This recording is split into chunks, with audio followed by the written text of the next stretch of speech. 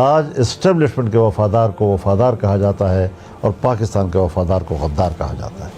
تم نے جن لوگوں سے میرے خلاف بیان دلوائے، یہ کرائے کے باکو، یہ جو بولتے رہے ہیں، یہ سارے کے سارے جس زبان سے بولتے رہے ہیں، اسی مسئلے پر مکالمہ شروع کریں، گالی کیوں دیتے ہو؟ میرے دفاع کو اب کاؤنٹر کیا جا رہا ہے کہ ہندوستان میں تو جب بنگال میں آپ سرنڈر کر رہے تھے اس کا انڈیا پہ کیا اثر تھا، اس وقت ہندوستان کو کیا پیغام دے رہے تھے؟ تمہیں شرم نہیں آتی اس قسم باتیں کرنے پر؟ جمعیت علماء اسلام پبلک سے کیا بات کہتی رہی ہے؟ ہم نے کیا بندوق سے اپنے کارکن کو دور نہیں رکھا؟ کیا ہم نے بندوق سے اپنی قوم کو دور نہیں رکھا؟ تو اندازہ لگائیں گزشتہ 4-5 سالوں سے جو خود جمعیت علماء اسلام کے اپنے 200 سے 250 اراکین کارکن جو ہیں، علماء اکابر، یہ شہید ہوئے ہیں۔ جب بحث چھڑتی ہے تو پھر بحث تو چھڑتی ہے جی۔ انڈیا نے ہم پہ حملہ کیا اور سب سے پہلے فضل الرحمان کھڑا ہو گیا اپنی فوج کو سپورٹ کرنے میں، اور جب آپ نے بہادری دکھائی تو میں آپ کے شانہ بشانہ کھڑا تھا۔ اور ہمارے ملک کے رکھوالے وہ اپنے شہریوں کے کردار کشی کرتے ہیں۔ وہ کہہ رہا ہے کہ مجھے اپنے ایس پی نے کہا کہ لشکر بناؤ اور دہشت گردوں سے لڑو۔ میں وزیرستان کا پڑوس میں ہوں، میں بنو کے پڑوس میں ہوں، میں لکی مرود کے پڑوس میں ہوں، میں ٹانک میں ہوں، میں ڈیرہ اسماعیل خان میں ہوں۔ وہاں قوموں کو نہیں کہا جا رہا کہ لشکر بناؤ، اور پھر لشکروں کو لڑایا۔ کوئی اور آ جائے گی، ایک یونٹ چلا جائے گا، دوسرا یونٹ آ جائے گا، لیکن مقامی آبادی تو وہی رہے گی، اور یہ بھی تو مقامی آبادی کے لوگ ہیں، وہیں کے لوگ ہیں۔ تو میں ان پہلوؤں کو سامنے رکھ کر بات کرتا ہوں، میں کسی کے خلاف بات نہیں کر رہا ہوتا۔ ان چیزوں کو ڈسکس کرنا چاہیے، اس پر مکالمہ ہونا چاہیے، اور میں پورے پبلک کا آپ کی وساطت سے، پوری دنیا کی پبلک کا، پورے پاکستان کے عوام کا شکر گزار ہوں کہ 90% آبادی نے ہماری اس موقف کی حمایت کی ہے۔ یہ آغاز ہے کہ یا یہ انتہا ہے، اور یہ معاملہ کس طرف جائے گا، اور جو سیاست میں مداخلت کی روایتیں ہیں آخر ان کو کیوں کر روکا یا توڑا جا سکتا ہے؟ السلام علیکم جی مولانا صاحب۔ وعلیکم السلام۔ بسم اللہ الرحمن الرحیم، وصلی اللہ علی النبی الکریم وعلی آلہ وصحبہ وبارک وسلم۔ آصف نثار صاحب وہ کہتے ہیں نا جی کہ کب تم پر یہ راز کھلا، انکار سے پہلے یا کے بعد؟ تو آپ میری سال ہا سال سے تقریریں سنتے ہیں، میں اپنی قوم سے کیا کہنا چاہتا ہوں، میں اپنے کارکن سے کیا کہنا چاہتا ہوں، اور میں جہاں پہ کھڑا ہوں اس مناسبت سے بات کرتا ہوں۔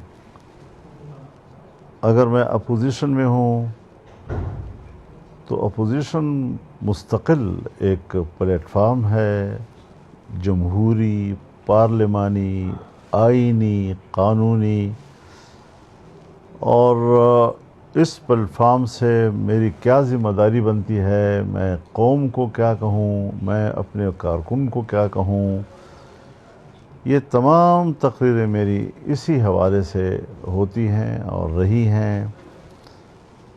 اور اب جو 2024 کا الیکشن ہوا، اور 2024 کے الیکشن میں جو کچھ ہوا اور اس کا جو ہم نے رد عمل دیا، بیش بہا آپ نے میری تقریر سنی ہیں، اور میرے خیال میں اس کے مضامین میں، میرے موقف میں کہیں پر کوئی ایسی بات نہیں ہے سوائے اس کے کہ کچھ چیزیں آگے ہوں، کچھ پیچھے ہوں، کچھ اس کے جملے، الفاظ، اس کی تعبیرات میں 19-20 کا فرق ہو، لیکن میسج ایک ہی ہوتا ہے۔ اب ظاہر ہے جی کہ مجھے اس عمر میں آ کر کوئی یہ سمجھائے کہ فوج کیا ہے، اور وطن اور سرحدات کے لیے اور ان کے حفاظت کے لیے ان کی قربانیاں کیا چیز ہیں، تو یہ طفل مکتب مجھے یہ چیزیں سمجھائیں گے؟ تو جو کچھ ہوا 48 گھنٹے تک کچھ نہیں تھا، معمول کے مطابق سیاسی عمل ہمارا جاری تھا، اور اس کے بعد یکدم سے انہوں نے میرے 1 گھنٹے کی ایک جملے کو اٹھا کے جو پیالی میں طوفان کھڑا کیا، تو یہ بدنیتی پر مبنی تھا۔ نہ اس میں شہداء کی توہین کا کوئی پہلو ہے، نہ خدا کرے کہ ہم اس قسم کی باتیں سوچنے لگ جائیں۔ اور اگر فوج کو یہ دعویٰ ہے کہ ہم دہشت گردی کے خلاف جنگ لڑ رہے ہیں، پبلک میں آپ جائیے تو شاید وہاں پر ان کی پالیسیوں اور اس کی حکمت عملی پر تو سوال اٹھ رہے ہوں، لیکن 2001 سے لے کر آج تک 26 سال 25 سال پورے ہو رہے ہیں کہ جمعیت علماء اسلام کی پالیسیوں کا جو تسلسل ہے، ملک کے ساتھ کھڑے رہنا، پارلیمنٹ کے ساتھ کھڑے رہنا، آئین کے ساتھ کھڑے رہنا، ملک کے جمہوری نظام کے ساتھ کھڑے رہنا، اور جو جہاں میرے اکابر نے ہمیں چھوڑا ہے وہیں سے ہم نے ان کے نقش قدم کو لیا اور آگے بڑھتے رہے ہیں۔ تو اس دوران میں جمعیت علماء اسلام پبلک سے کیا بات کہتی رہی ہے؟ ہم نے کیا بندوق سے اپنے کارکن کو دور نہیں رکھا؟ بالکل۔ کیا ہم نے بندوق سے اپنی قوم کو دور نہیں رکھا؟ کیا ہم نے بندوق کی سیاست کو غیر شرعی نہیں کہا؟ پاکستان کے اندر تو علماء کرام کا ایک اجماع ہے، اور اس کا تعلق تمام مکاتب فکر کے علماء کرام کے ساتھ ہے۔ وفاق المدارس العربیہ پاکستان، جمعیت علماء اسلام، جو علماء کرام کا سب سے بڑے پلیٹ فارمز ہیں، وہاں سے جو اجماعی رائے اٹھتی ہے اور جمعیت علماء اسلام پبلک میں اس کی ترجمانی کرتی ہے، اس پہ تو دو رائے ہی نہیں ہیں۔ اور پھر اس میں آپ خود اندازہ لگائیں کہ گزشتہ 4-5 سالوں سے جو خود جمعیت علماء اسلام کے اپنے 200 سے 250 اراکین کارکن جو ہیں، علماء اکابر، یہ شہید ہوئے ہیں، اس پر آپ الزام لگا رہے ہیں کہ تم نے شہیدوں کے، تو پھر جب بحث چھڑتی ہے تو پھر بحث تو چھڑتی ہے جی۔ تو ہم نے نہ ان کے الزام کو تسلیم کیا ہے، نہ اس کے سامنے کوئی کمزوری دکھائی ہے۔ بڑے خود اعتمادی کے ساتھ میں سیاست کرتا ہوں، میری جماعت بڑے خود اعتمادی کے ساتھ سیاست کرتی ہے، اور یہ کون ہوتے ہیں جو ہمیں سیاست سکھلائیں گے اور ہمیں وطن کی محبت سکھلائیں گے اور ہمیں شہداء کی قدر و قیمت سکھلائیں گے؟ یہ لوگ سکھلائیں گے؟ مجھے تو حیرت اس بات پر ہوتی ہے کہ ہم اتنے گر گئے ہیں کہ اب ہم ان سے متاثر ہو کر سیاست کریں گے، ان سے مرعوب ہو کر سیاست کریں گے؟ جن کو ہم سیاست سکھانا چاہتے ہیں، جس کو ہم ملک کی قدر و قیمت سکھانا چاہتے ہیں، وہ ہمارے بارے میں اس قسم کی باتیں کرتے ہیں، تعجب ہوتا ہے جی۔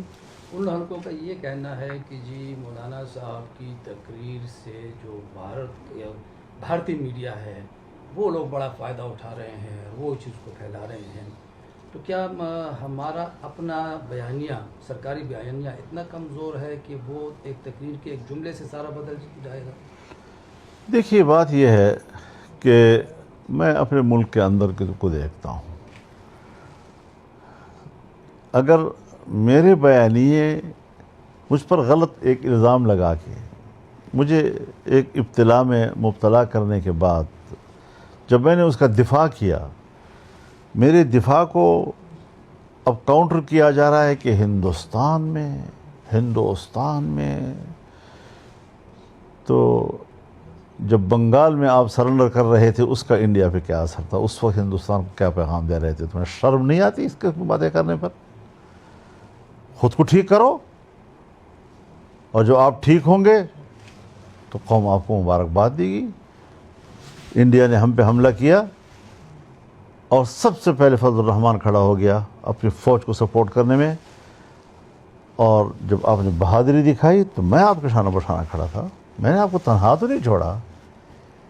یہ تو آپ ہیں کہ ہم ملک میں آئین کی بھی جنگ لڑ رہے ہیں، ہم ملک کے اندر انصاف کی بھی جنگ لڑ رہے ہیں، اور اس میں ملک کے رکھوالے جو ہیں وہ اپنے قوم اور اپنے شہریوں کی نیتوں پر شبہ کرتے ہیں، اور ہمارے ملک کے رکھوالے وہ اپنے شہریوں کے کردار کشی کرتے ہیں، ملک کے ساتھ ہمدردی رکھنے والے، اخلاص رکھنے والے، اس کے لیے قربانیاں دینے والے، جب ان کے اوپر ہمارے ملک کے رکھوالے جو ہیں وہ شک کی نگاہ سے دیکھیں گے تو پھر تو بحث چھڑے گی نا جی، پھر تو بحث چھڑے گی۔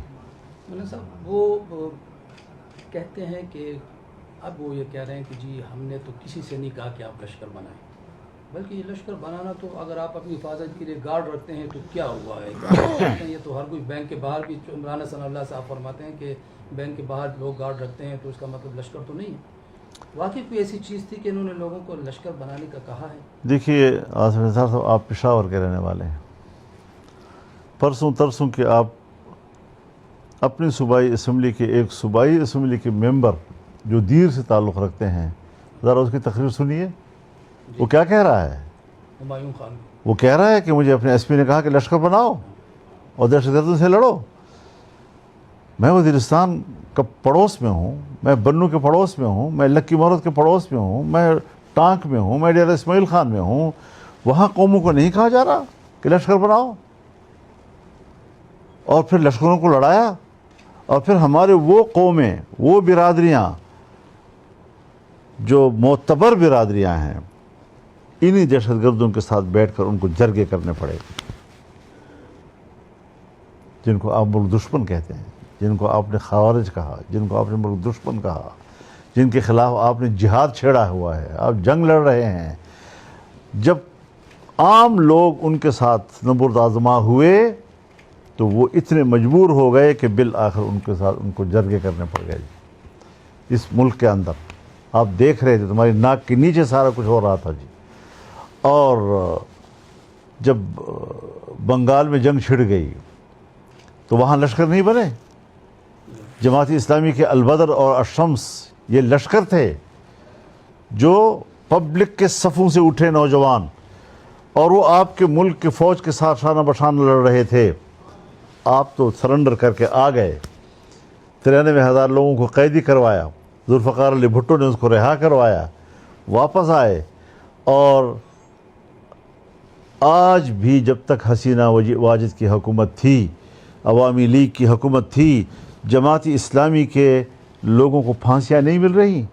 یہ ہوتا ہے کہ جب آپ عوامی لشکر نکالتے ہیں اور فوج کہتے ہیں کہ تم نکلو اور تم نکلو، تو پھر وہ دشمنیاں نسلوں تک جاتی ہیں، اور 2-3 سال پہلے تک پھانسیاں جو ہے جماعت اسلامی کے لوگوں کو وہاں ملتی رہی ہیں۔ کس پاداش میں؟ کیونکہ فوج تو آ گئی، تو یہاں بھی کل فوج چلی جائے گی، فوج نہیں ہوگی، کوئی اور آ جائے گی، ایک یونٹ چلا جائے گا، دوسرا یونٹ آ جائے گا، لیکن مقامی آبادی تو وہی رہے گی، اور یہ بھی تو مقامی آبادی کے لوگ ہیں، وہیں کے لوگ ہیں۔ تو میں ان پہلوؤں کو سامنے رکھ کر بات کرتا ہوں، میں کسی کے خلاف بات نہیں کر رہا ہوتا۔ ان چیزوں کو ڈسکس کرنا چاہیے، اس پر مکالمہ ہونا چاہیے۔ یہ جو حکومت کے نظریے ہیں اور اس قسم کے فلسفے جھاڑتے ہیں اور ہم پر تھوپتے ہیں، اس کے مقابلے میں میرا مکالمہ ہے، میری گفتگو ہے، اس کو آپ اس حوالے سے دیکھیں۔ میں کسی کے خلاف نہیں بول رہا، لیکن میں ایک نظریے، ایک طرز عمل، ایک حکمت عملی، اس کو کاؤنٹر کر رہا ہوں اپنے دلیل کے ساتھ۔ تو دلیل کے ساتھ دلیل پہ بات کرو یار، کدھر خوشی کیوں کرتے ہو؟ مولانا صاحب، آپ نے مکالمے کی بات کی، اور آپ کی سیاست کا خاصہ یہ رہا ہے کہ آپ کبھی بھی بند گلی کی طرف سیاست کو دھکیلتے بھی نہیں ہیں اور جاتے بھی نہیں ہیں۔ اب جب یہ معاملات ہمیں ایسے لگ رہے ہیں کہ جیسے بند گلی کی طرف چلے گئے، تو کوئی تو راستہ ہوگا، کوئی وے آؤٹ ہوگا۔ آپ کیا فارمولہ پیش کرتے ہیں؟ کیا ہونا چاہیے کہ یہ سارا جو ایک ماحول بنا ہوا ہے، یہ مستقبل میں اس قسم کی صورتحال نہ رہے سیاست میں؟ آصف نثار صاحب، میں آپ کا شکر گزار ہوں، آپ مجھے ایک کریڈٹ دے رہے ہیں کہ میں راستے بند نہیں کرتا۔ میں نے اب بھی کسی کا راستہ بند نہیں کیا، میرے راستے بند کیے جا رہے ہیں، مجھے بند گلی کی طرف دھکیلنے کی کوشش کی جا رہی ہے، تو مجھے دفاع پہ مجبور کیا جا رہا ہے، اور میں اس وقت اپنے دفاع کی جنگ لڑ رہا ہوں۔ سوشل میڈیا پر بھی اگر کوئی جنگ ہے، وہ ایک دفاع کی جنگ ہے۔ پھر مجھ کو آپ تنقید کا نشانہ بنائیں، کوئی کسی مسئلے پر مکالمہ شروع کریں، گالی کیوں دیتے ہو؟ تم نے جن لوگوں سے میرے خلاف بیان دلوائے، یہ کرائے کے باکو یہ جو بولتے رہے ہیں، یہ سارے کے سارے جس زبان سے بولتے رہے ہیں، میری حب الوطنی کو مشکوک بنانا، میرے اس وطن کے ساتھ وفاداری کو مشکوک بنانا، میری جماعت کی قربانیوں کو مشکوک بنانا، یہ ساری چیزیں آج تک میں آپ پر اعتماد کرتا ہوں، لیکن اس کے جواب میں آپ مجھ پر اعتماد نہیں کر رہے، آپ میرے مدارس کے رجسٹریشن بحال نہیں کر رہے، آپ میرے مدارس کے اکاؤنٹس بحال نہیں کر رہے۔ تو تعاون، معاونت، یہ تو عربی الفاظ ہیں اور اس میں دو طرفہ کا ایک تصور ہوتا ہے۔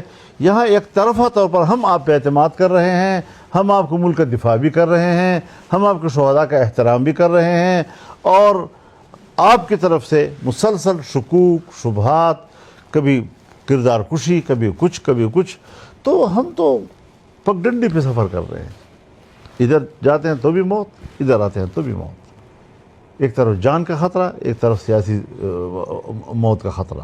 تو اس پگڈنڈی میں جمعیت علماء اسلام سیاست کر رہی ہے، لیکن بڑی خود اعتمادی کے ساتھ کر رہی ہے، اور میں پورے پبلک کا، آپ کی وساطت سے پوری دنیا کی پبلک کا، پورے پاکستان کے عوام کا شکر گزار ہوں کہ 90% آبادی نے ہماری اس موقف کی حمایت کی ہے، ہماری حوصلہ افزائی کی ہے، اور آج دن تک بھی سوشل میڈیا پر جمعیت علماء کے کارکنوں کا یا جو عوام کا ایک ٹرینڈ ہے وہ ٹاپ پہ جا رہے ہیں۔ ہر لمحے پبلک کی حمایت ہمارے ساتھ جا رہی ہے، انہوں نے سرکاری سارے جو ٹرینڈ تھے ان کو ڈبو کر رکھ دیا، پیچھے دھکیل دیا، ڈیلیٹ کرانے پہ مجبور کر دیا۔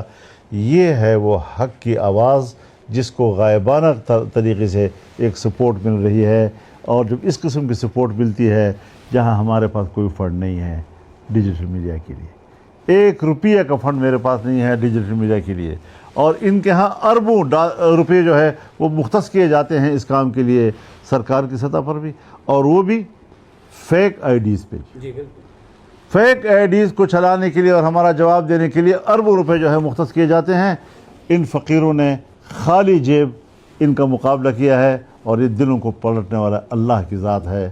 کیسی دنیا کی دلوں کو پلٹا ہماری طرف، کیسے ہماری نصرت فرمائی، کیسے ہم، اور اسی کو کہتے ہیں اللہ کی نصرت، اور اللہ کی نصرت سے ہم نے یہ جنگ جیت لیا۔ جی مولانا صاحب، سیاسی جماعتوں کا اور حکومت کا کردار آپ اس تمام تر تناظر میں، اور 2024 کے الیکشن کے ریزلٹس اور اس کے تناظر میں، پاکستان کی سیاسی جماعتوں کا کردار تو کیا عوام کی نظر میں مشکوک نہیں ہوتا جا رہا؟ کبھی ایک جماعت کندھا پیش کرتی ہے، کبھی دوسرا پیش کرتی ہے۔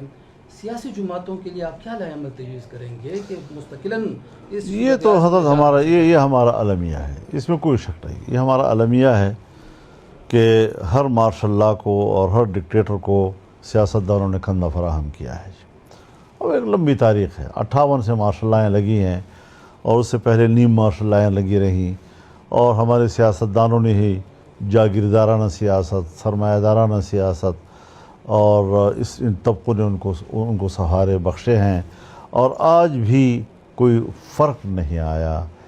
جنیجو صاحب نے سہارا مہیا کیا، اس کو ہٹایا گیا، ان کی کوکھ سے جناب میاں نواز شریف صاحب نکل آئے، انہوں نے سہارا دیا۔ جب وہ معطوب ہو گئے اور مشرف کا زمانہ آ گیا تو چودھری شجاعت حسین صاحب انہی کے کوکھ سے نکل آئے، اور وہی سلسلے اب تک چل رہے ہیں۔ تو اب وہ ملک کے سیاستدان ہیں اور وہ ملک کے وفادار ہیں، تو میں حضرت بڑی بے ادبی کروں گا اس وقت آپ کے سامنے، اور ذرا تھوڑی سی سخت بات کرنا چاہتا ہوں کہ انگریز کے دور میں انگریز کے وفادار کو وفادار کہا جاتا تھا، ہندوستان کے وفادار کو غدار کہا جاتا تھا۔ آج اسٹیبلشمنٹ کے وفادار کو وفادار کہا جاتا ہے، اور پاکستان کے وفادار کو غدار کہا جاتا ہے۔ مولانا صاحب، آخر میں یہ بتائیے گا کہ یہ جو ہماری سیاسی جماعتیں ہیں، یہ لوگ آپ یہ نہیں سمجھتے کہ انہوں نے اپنے آپ کو ایک دائرے میں قید کر دیا ہے، اور اسی دائرے میں ایک کے بعد دوسرے کی باری آتی ہے، کبھی تخت کی کبھی تختے کی؟ تو اس صورتحال میں اس وقت جو سوشل میڈیا کا کردار اگر میں آپ کے سامنے لاؤں، پہلے روایتی میڈیا ہوتا تھا، کنٹرول ہو جاتا تھا، اب ہم نے دیکھا ہے کہ سوشل میڈیا کسی کے کنٹرول میں نہیں ہے، تو آپ کیا سمجھتے ہیں کہ سیاسی انقلاب میں اس سوشل میڈیا کا کردار پھر کیا ہو سکتا ہے، اور سیاسی جماعتوں کو دباؤ میں لانے کے لیے کہ وہ اپنے یہ پرانے جو طریقہ ہے یا پرانی سیاست ہے چھوڑ دیں، اس میں نوجوانوں کا سوشل میڈیا کے کردار کو آپ کس نظر سے دیکھیں گے؟ میں اس میدان کا آدمی نہیں ہوں، مجھے ڈیجیٹل میڈیا پر کوئی مہارت نہیں ہے، نہ میں اس کے بارے میں کوئی حتمی رائے پیش کر سکتا ہوں۔ ہمارے یہ نوجوان زیادہ بہتر جانتے ہیں اس ساری صورتحال کو۔ میں تو پرانی باتیں کروں گا اور اسٹیبلشمنٹ کو نصیحت کروں گا کہ سیاستدانوں کو دبانے کے لیے صدیوں پرانے فرسودہ دقیانوسی حربے استعمال کرنا چھوڑ دو، نئی دنیا میں ہو، نئی دنیا کا انداز اختیار کرو اور بات کرو سلیقے سے۔ آخر میں مولانا صاحب یہ سیکنڈ کیا حکومت کی طرف سے، یعنی جب معاملات گرم ہوتے ہیں تو پھر حکومت ایک کردار ادا کرتی ہے، کیا حکومت کی طرف سے ابھی تک کوئی ایسی کوشش یا کاوش یا رابطہ ہوا ہے دونوں اطراف کے ساتھ کہ بس؟ بالکل بھی نہیں ہوا، اور اگر کسی سطح پر ہوئے بھی ہیں تو وہ کوئی ایسے لیول کے نہیں ہیں کہ جہاں پر کوئی حتمی فیصلہ کیا جا سکے، ایک انگیجمنٹ کسی درجے میں رابطے کے لیول پہ تو، لیکن جس لیول پہ بات ہونی چاہیے اور جہاں پر مسئلہ حل ہو اس لیول پر ابھی تک کوئی بات چیت نہیں ہے۔